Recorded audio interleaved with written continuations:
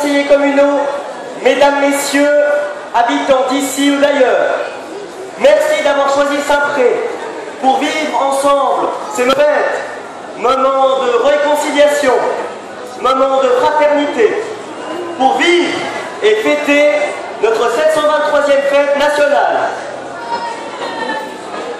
En ce jour, les 8 millions de Suisses et Suissesses peuvent remercier les générations passées, fondatrices de notre démocratie, ces générations qui, au prix de leur souveraineté, de leur indépendance et de leur prospérité, ont su repousser leur envahisseur. Ils ont créé une confédération et ont mis en place un système de cohésion et d'unité nationale dans un pays riche en savoir-faire, riche en nombre de cultures et riche en solidarité. Un pays traditionnellement ouvert et, comme la majorité des pays du monde, un pays dépendant des autres, qui se doit de continuer à échanger avec les autres. Un pays qui cherche les contacts avec ses voisins et au final favorise la stimulation des hommes et de leurs idées.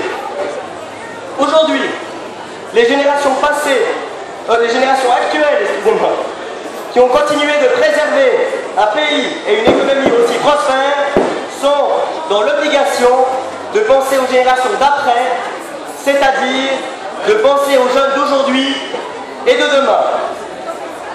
Cette jeunesse souvent stigmatisée par certains médias et donc par la suite par leurs lecteurs et auditeurs ne sont en grande partie plus prises en considération.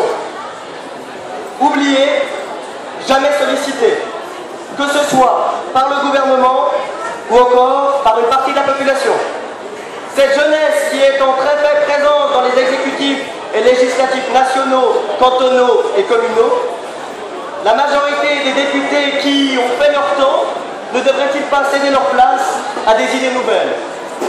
Cette jeunesse qui est à la recherche constante de liberté se voit souvent dicter son futur et ainsi minimiser ses droits et ses actions. La nation de la jeunesse ne doit pas seulement penser à elle seule, mais aussi aux autres et surtout à ces générations passées. Il y a des choses à améliorer. Prendre conscience que cette génération sera la génération d'après. Vous, jeunesse, avancez dans votre vie. Battez-vous pour réussir mieux que vos aînés. Allez à la rencontre des autres et pas seulement sur Facebook, Twitter et sur les autres réseaux sociaux. N'oubliez pas que dans quelques années, ce sera à vous d'être aux avant-postes des décisions de notre pays. Nous avons besoin de plus de cohésion, non seulement entre personnes de nationalité suisse et personnes de nationalité étrangère, entre les hommes et les femmes, mais une cohésion nationale entre les différentes générations qui peuplent ce pays.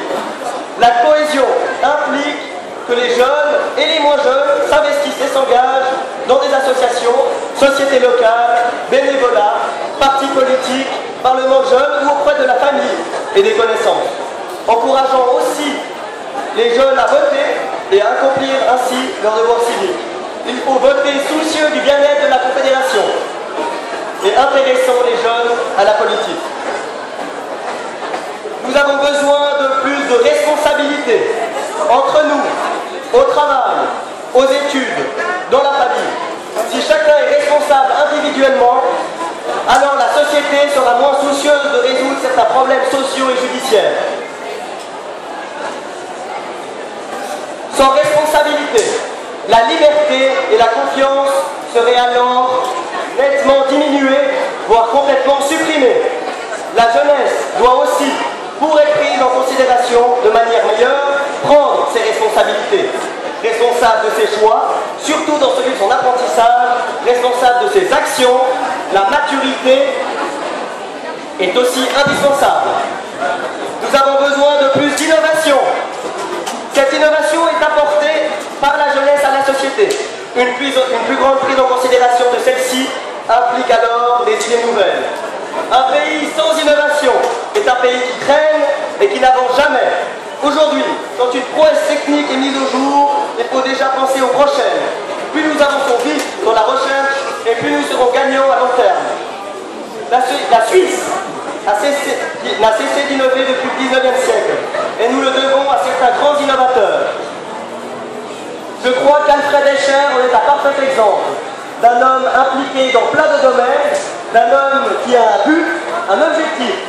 Nous lui devons le tunnel ferroviaire du Cottard ainsi que la création d'un grand établissement bancaire.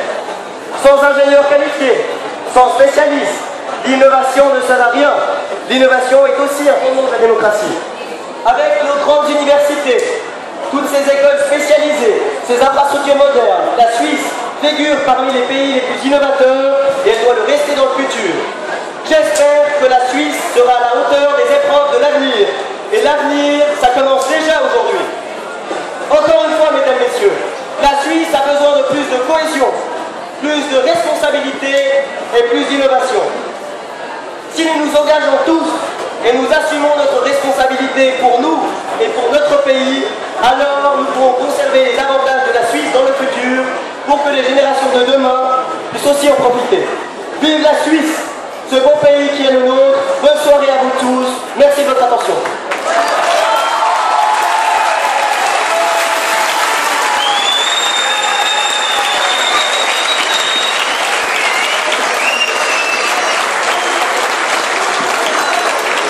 Merci Marc-Antoine.